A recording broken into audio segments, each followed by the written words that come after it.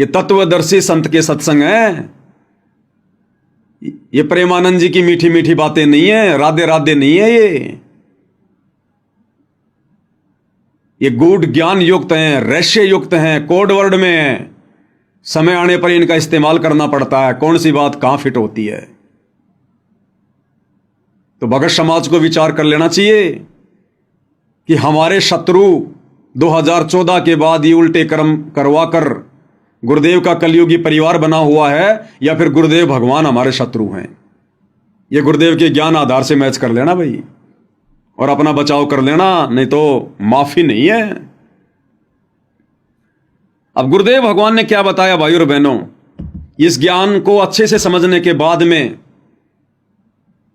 जैसे वर्तमान में जो स्थिति आप और हम सभी सत्सेवक भाई बहनों की हो चुकी है, गुरुदेव के इस अमर वचन के अनुसार, सत्संग के अनुसार, गुरुदेव ने क्या बताया कि गीता जी अध्याय 8 श्लोक 1 में अर्जुन ने ब्रह्म से पूछा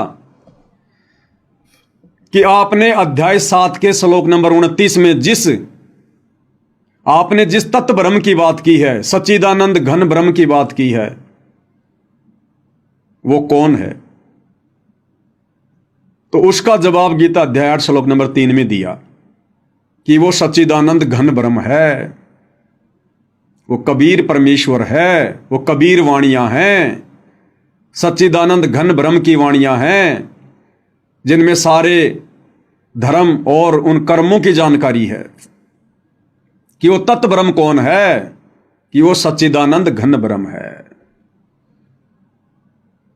और फिर आगे क्या बताया गुरुदेव ने कि उस तत्व ब्रह्म से परिचित होने के बाद, उस पूर्ण परमात्मा के विधान से परिचित होने के बाद में, तत्व ब्रह्म से परिचित होने का मतलब है उस पूर्ण ब्रह्म परमात्मा कबीर देव सतगुरु रामपाल जी के तत्व ज्ञान से परिचित होने के बाद, हर प्रकार से सभी की उन धार्मिक यज्ञों की जानकारी होने के बाद, ये प्राणी फिर कोई गलती नहीं कर सकता।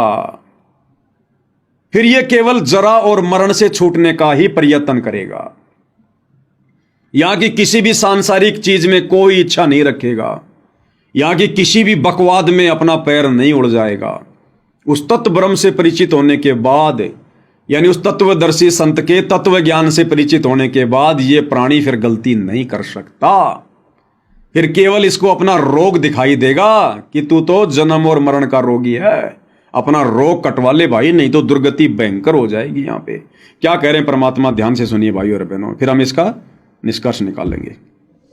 अध्याय नंबर 8 के श्लोक नंबर 1 में अर्जुन ने पूछा कि आप जी ने जो 7वें अध्याय के 29वें श्लोक में बताया है कि तत्व ब्रह्म को जान के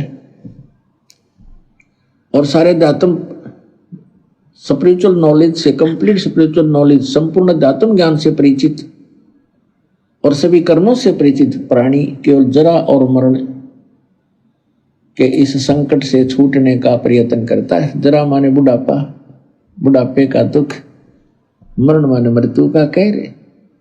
ये दोनों दुख यहाँ पर कंपलसरी।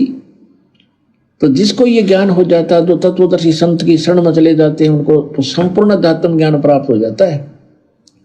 फिर वो केवल उस तत्व ब्रह्म से परिचित हो जाते हैं, तत्व ब्रह्म से और सारे अध्यात्म ज्ञान से, सब कर्मों से। जैसे कोई किसी से कोई धोखा करेगा तो उसका फल भोगना पड़ेगा, चोरी करेगा तो वो देना पड़ेगा, उसके गधा बन कर देना पड़ेगा। तो ये कर्मों से परिचित हो जाने के उपरांत प्राणी गलती नहीं करेगा, भूखा रह सकता है। क्या कह रहे हैं गुरुदेव, उस तत्व ब्रह्म से परिचित होने के बाद, तत्वदर्शी संत से उपदेश लेने के बाद, तत्व ज्ञान से परिचित होने के बाद, अब गुरुदेव के जो सत्संग है वो तत्व ज्ञान है, उससे परिचित होने के बाद ये प्राणी फिर गलती नहीं कर सकता। तो भाई और बहनों, यदि ये नादान संगत जो आज सतलोक आश्रमों से जुड़ी हुई है, अगर ये गुरुदेव भगवान के तत्व ज्ञान युक्त सत्संग सुनकर उस तत्व ज्ञान से, तत्व ब्रह्म से परिचित हो गई होती, तो भाई और बहनों फिर ये बकवाद नहीं कर सकते थे। फिर किसी का पीड़ा पर्चा इनको डगमग नहीं कर सकता, कोई भी कोऑर्डिनेटर इनको उल्टे रास्ते पर नहीं चला सकता था, गुरुदेव का परिवार संगत को भ्रमित नहीं कर सकता था, आरक्षणों में नहीं बैठा सकता था, गुंडों की सीबीआई जांच में नहीं बैठा सकता था। किसी भी कुपात्र के हाथों में फिर यह संगत एक रुपया भी भूल कर नहीं देती। अगर यह संगत तत्व ब्रह्म से परिचित हो जाती तो। इसलिए दास बार बार कहता है कि आश्रमों से जुड़ी संगत को तो तत्व ज्ञान की छींट भी नहीं है। अब उस तत्व ब्रह्म से कौन परिचित हुआ? सारे धर्मों की, उन कर्मों की, आध्यात्मिक यज्ञों की जानकारी किसको प्राप्त हुई? केवल साध संगति से जुड़े हुए सत्सेवक भाई बहनों को। तभी तो हमें अपना ये जन्म मरण का रोग दिखाई दे रहा है। हम लोग एक एक कदम भक्ति मार्ग पर फूंक फूंक के रख रहे हैं कि हम किसी के पीले पर्चों के गुलाम नहीं हैं, हम गुरुजी के कलियुगी परिवार के गुलाम नहीं हैं, हम किसी कोऑर्डिनेटर के गुलाम नहीं हैं, हम गुलाम हैं अपने भगवान के और उनके तत्व ज्ञान के। सत्संग ही हमारे गुरु हैं, ज्ञान ही हमारा गुरु है, और जैसा हमें परमात्मा का विधान निर्देशित करेगा हम वैसा ही चलेंगे। तो तत्व ज्ञान से, तत्व ब्रह्म से केवल सत्सेवक भाई बहन परिचित हुए हैं, जो काल की किसी भी प्रकार की सूक्ष्म चाल में फंसने से बचे हुए हैं। और तभी भाई और बहनों हम यहां से अपनी भक्ति को सफल करके गुरुदेव के साथ में बाहर निकल पाएंगे। इसलिए तो परमात्मा कहते हैं, ये संसार विघन की घाटी कोई निकलेगा बिरला सूर। ये संसार विघन की घाटी है, बहुत टेढ़ा मेढ़ा रास्ता है। काल इतनी आसानी से भक्ति परवान नहीं चढ़ने देगा, मर्यादाओं में नहीं रहने देगा। ये संसार विघन की घाटी और कोई निकलेगा बिरला शूर। कौन बिरला? जो उस तत्व ब्रह्म से परिचित हो जाएगा। तत्व ब्रह्म से अब ये नादान संगत भाई और बहनों ना तो उस तत्व ब्रह्म से परिचित है और ना तत्व ज्ञान से परिचित है। तत्व ब्रह्म कौन? सबसे बड़ा परमात्मा, परम अक्षर ब्रह्म, सत्य पुरुष कबीर देव, जो वर्तमान में सतगुरु रामपाल जी के रूप में धरती पर प्रकट हैं। ये है वो तत्व ब्रह्म, सार ब्रह्म, सार शब्द, भक्ति का सार, भक्ति का मूल, भक्ति का निष्कर्ष। इस तत्व ब्रह्म से केवल संगत परिचित है, साध संगति से जुड़े हुए भाई बहन। और इसी कारण से हम भाई बहनों ने अपने गुरुदेव भगवान के अलावा किसी अन्य को परमात्मा मानने से बिल्कुल इनकार कर दिया। हमारे हृदय में, हमारे दिलो दिमाग में, हमारे घर में, हमारे घट में हमारे पूज्य गुरुदेव भगवान के अलावा दूसरा कोई तत्व ब्रह्म नहीं है। हमारे खुद के भाई बहन हमारे को भ्रमित करना चाहते हैं, हमें डगमग करना चाहते हैं काल प्रेरणा से। काल खूब कोशिश करवा रहा है। एक वो 25 मिनट की इन्होंने एआई से फिल्म बनाई, संत और परमात्मा का अद्भुत मिलन। वो काल ने इसीलिए तो बनवाई कि साथ संगत वालों को भ्रमित किया जाए, और ऑलरेडी जो लोग आश्रमों में आते हैं जो भ्रमित हैं उनको और ज्यादा भ्रमित किया जाए, और गुरु को परमात्मा ना मानने दिया जाए। और आज उस वीडियो को देखने के बाद में शतलोक आश्रमों से जुड़ी हुई संगत अपने दिलो दिमाग में इस बात को गांठ बांध चुकी है कि सतगुरु रामपाल जी परमात्मा नहीं है। सतगुरु रामपाल जी तो 1997 में शतलोक चले गए, उनको तो कबीर जी ने सतलोक भेज दिया। अब तो संत रामपाल जी के चोले में कबीर जी हैं, यानी सत रामपाल जी परमात्मा नहीं है, संत रामपाल जी के रूप में कबीर जी हैं। काल ने उस फिल्म के माध्यम से संगत के ऊपर बहुत गहरा अपना शिकंजा कस डाला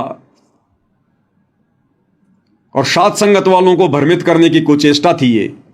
लेकिन साथ संगत वालों को तो परमात्मा ने पहले से ही तत्व ब्रह्म से परिचित करवा दिया कि तुम्हारे गुरु के अलावा दूसरा कोई कबीर नहीं है, कोई तत्व ब्रह्म नहीं है।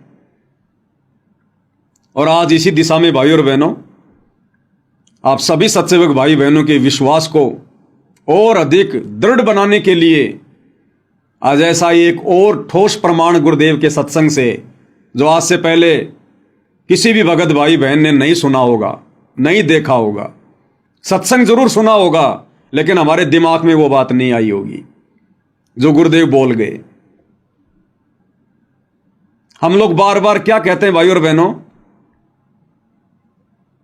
कि परमेश्वर अपनी जुबान का पक्का है। कल आपको वीडियो में भी दिखाया था जिसमें गुरुदेव कह रहे थे कि परमात्मा जुबान का पक्का है, उसका विधान कभी डगमग नहीं होता, उसके नियम उसकी मर्यादा अटल हैं।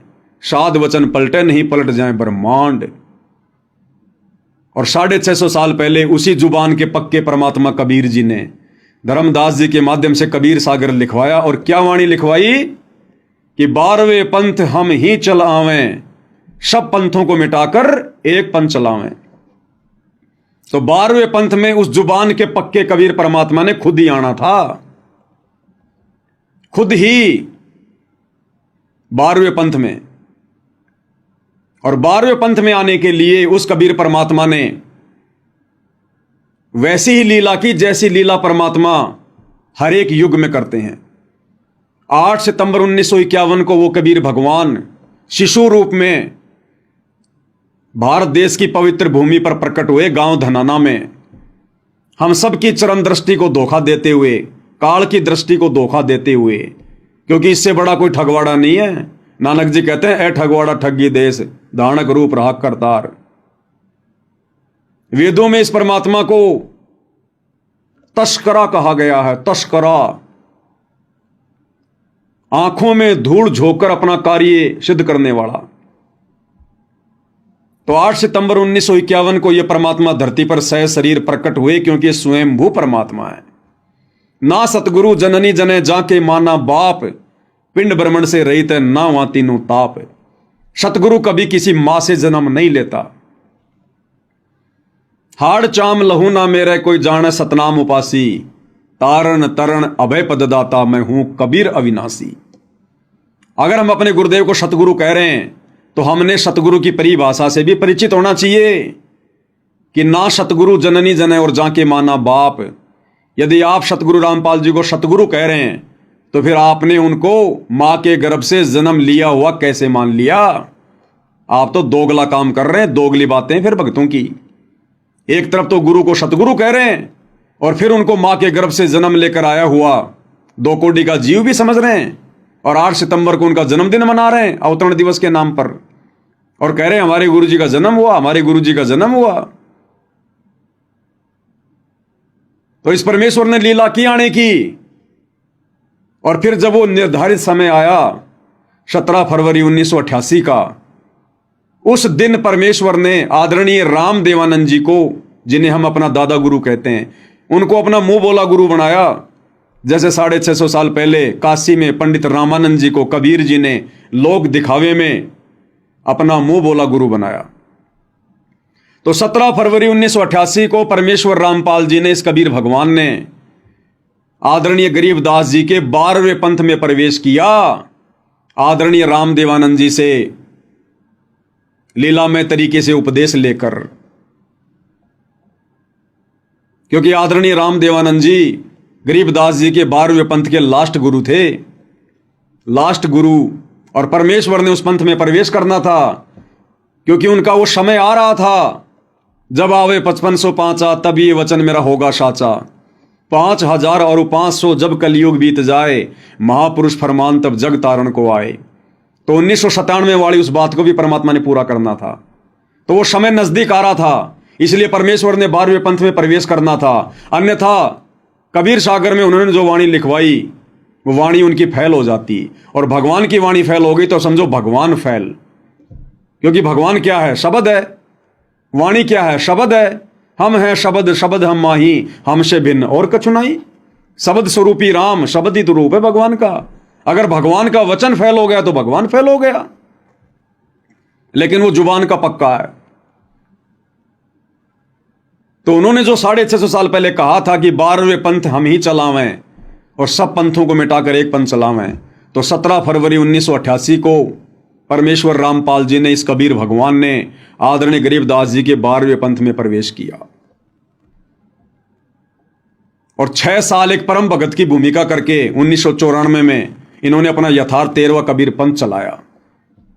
12वें पंथ हम ही चलावें, 17 फरवरी 1988 को आगे, और फिर सब पंथों को मिटाकर एक पंथ चलावें। अपने ज्ञान से इन्होंने सारे पंथों को मिटाया और 1994 में परमेश्वर ने अपना नया 13वां पंथ चलाया। अब गुरुदेव भगवान क्या कह रहे हैं भाइयों और बहनों, हमारे विश्वास को परमात्मा और अधिक दृढ़ता दे रहे हैं छोटे से सत्संग में। और इस सत्संग में पूज्य गुरुदेव भगवान क्या कह रहे हैं, आपने हर एक सत्संग में सुना होगा जिसमें गुरुदेव भगवान कहते हैं कि मुझदास को अपने पूज्य गुरुदेव जी से 1993 में सत्संग करने की आज्ञा मिली और 1994 में नाम उपदेश करने की। लेकिन आज क्या कह रहे हैं गुरुदेव भगवान, सारा मसाला, सारे संकेत गुरुदेव ने इन्हीं सत्संगों में छुपा कर रखे हैं, लेकिन समय आने पर परमात्मा उनका खुलासा कराते हैं ठीक के समय पर। इस सत्संग में क्या कह रहे हैं गुरुदेव भगवान, कह रहे हैं कि पुण्यात्माओं, इस दास ने सन 1988 से सत्संग करना प्रारंभ किया था। कब से? 1988 से। पहले आप गुरुदेव भगवान के मुख कमल से सुनिए भाई और बहनों, फिर आपको समझाते हैं कैसे।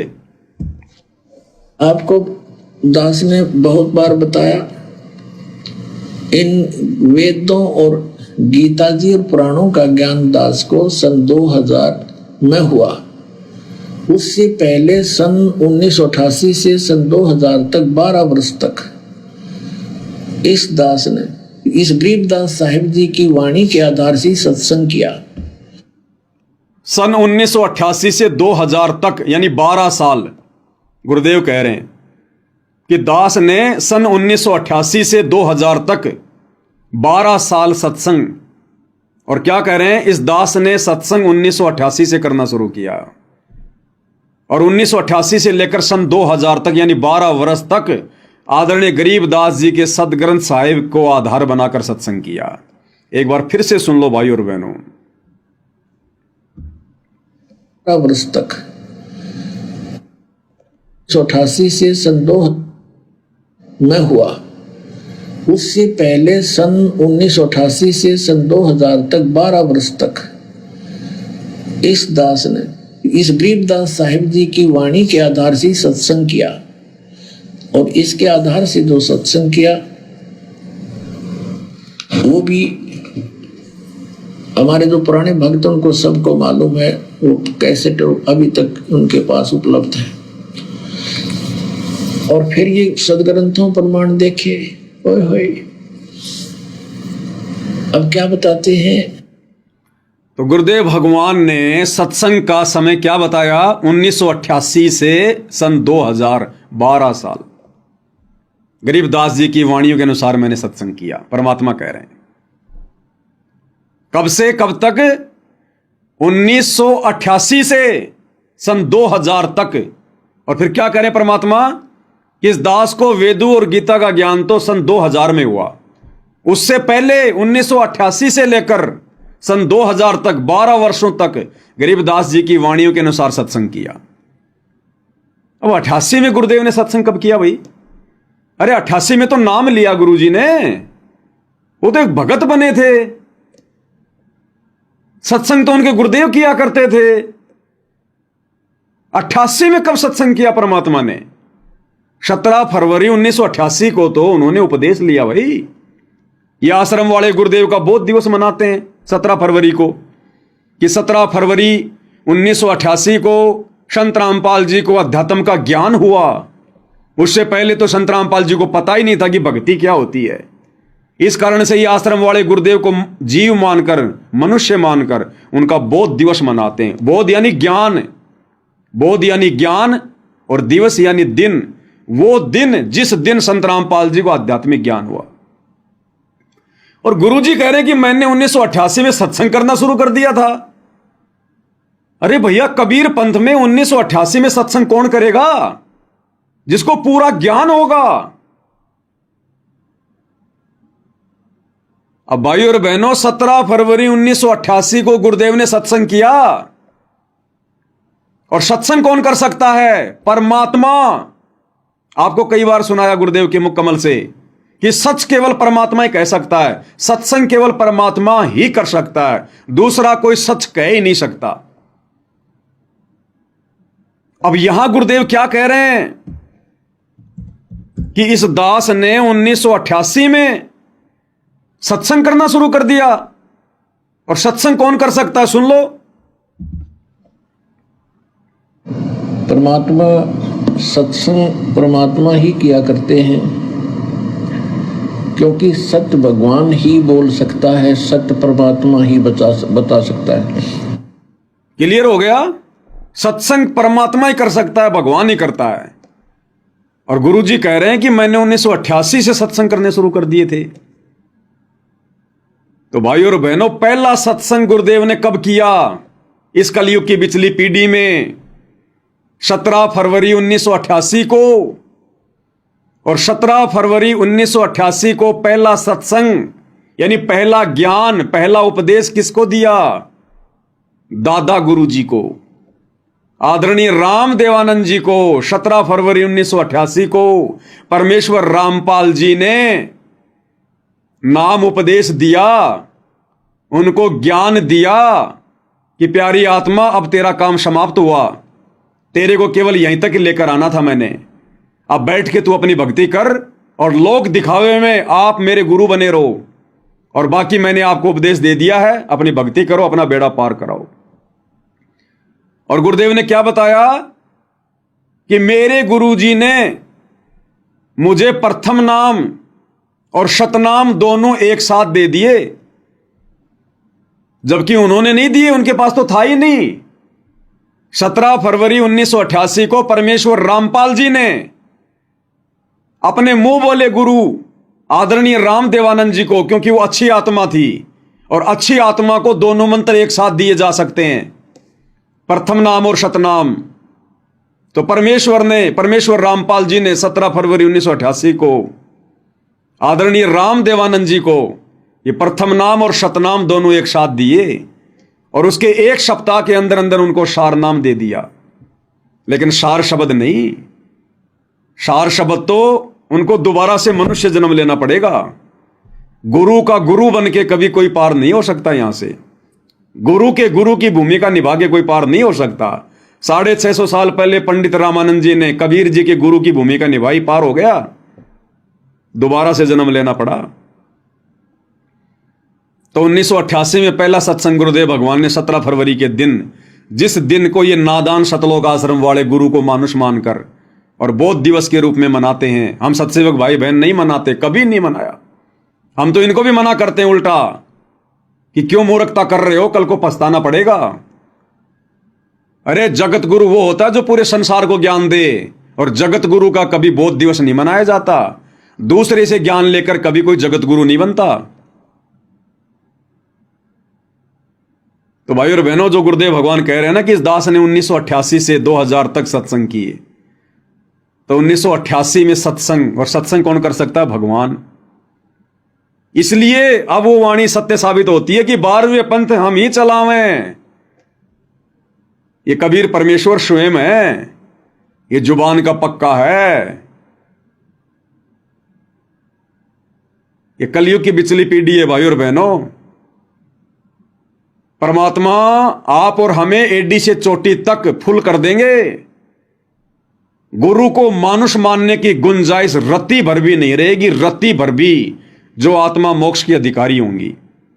इसलिए परमेश्वर ने सात संगतियां शुरू करवाई, क्योंकि अपने द्वारा किए गए सत्संगों का निष्कर्ष गुरु नहीं निकालेगा।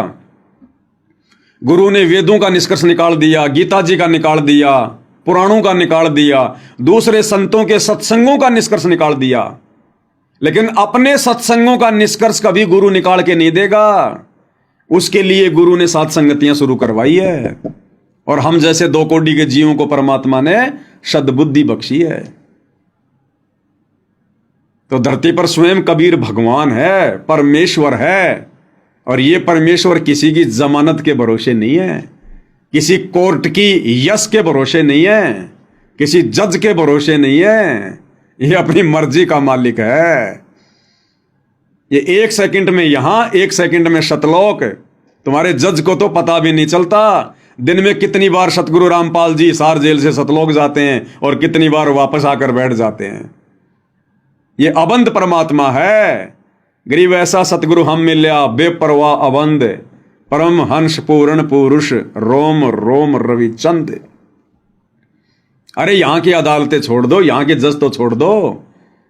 गुरुदेव भगवान कहते हैं बच्चों, ये दास धर्मराज के दरबार में, वो धर्मराज जो एक ब्रह्मांड का सुप्रीम जज, जो ब्रह्मा विष्णु महेश का भी मुकदमा अपने हाथ में लेके चलता है, उस धर्मराज के दरबार में हमारे वकील बनकर, हमारे एडवोकेट बनकर, लीगल एडवोकेट बनकर, और ये सतगुरु रामपाल जी परमेश्वर हमें वहां से बाइज्जत बरी करवाएंगे। फिर इनको भला यहां कौन सा जज बांध के रख सकता है, कौन सी जेल बांध के रख सकती है? अपनी मर्जी के मालिक हैं, अपनी मर्जी से गए, अपनी मर्जी से जज की वो कलम चलवाई, और जिस दिन बाहर आना होगा अपनी मर्जी से जज की कलम चलवाएंगे। तो ये परमेश्वर तो हम सबका लीगल एडवाइजर है, नहीं पता तो सुन लो भाई। न किसी का कर्ज ले रखा हो और वो कहेगा भाई तुझे जब छोड़ूंगा जो मेरा कर्ज दे देगा, तो हम इसका कर्ज दे देंगे, छोड़ेगा, छोड़ना पड़ेगा इसको। तो स्वयं भी अपना वायदा करता है। तो इसके सत्र की जो भक्ति है, हम त्रिकुटी पर जाकर परमात्मा आपके साथ होगा इस दास के रूप में। क्या कह रहे हैं कि परमात्मा आपके साथ होगा त्रिकुटी पर, धर्मराज के दरबार में, इस दास के रूप में, यानी गुरुदेव कह रहे हैं मेरे रूप में। तो आज क्या गारंटी है कि गुरुदेव के रूप में परमात्मा नहीं होंगे? अरे त्रिकुटी पर क्या पता चलेगा कि गुरु जी के रूप में परमात्मा है? जब वहां पता नहीं चलेगा हमें, तो वर्तमान में भी क्या पता भाई, परमात्मा ही हमारे गुरु जी के रूप में। फिर हम ये बात क्यों नहीं स्वीकार कर रहे भाई? त्रिकुटी पर कौन सा हमारी आंखों के सामने गुरु जी में कबीर जी घुसेंगे? तो वर्तमान में फिर हम ये विश्वास क्यों नहीं कर रहे कि वर्तमान में भी तो हमारे गुरु जी के रूप में कबीर भगवान है?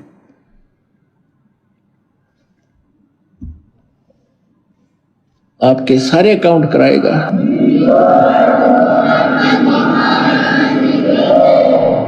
और वहां पर आपके एडवोकेट का काम करेगा परमात्मा इस दास के रूप में। और ये सारे मंत्र बोल बोल सुनाओगा वहां जाकर धर्मराज के दरबार में कि लो जी आपके विधान में है सर्वधर्मान परित्यज्यमाम एकम शरणम व्रज, उसके सत्र की ये पूंजी पकड़ो।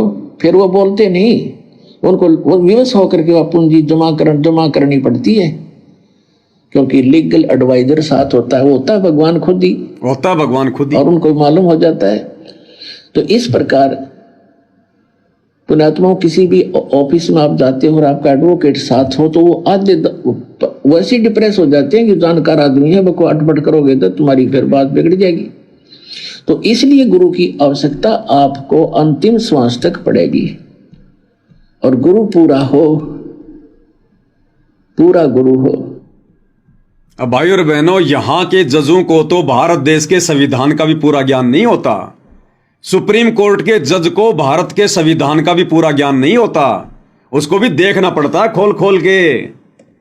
और फिर पूरी दुनिया में कितने देश, कितने संविधान, और फिर 5 करोड़ पृथ्वियां तो अकेले स्वर्ग में हैं, वहां के कितने जज होंगे, कितना संविधान होगा।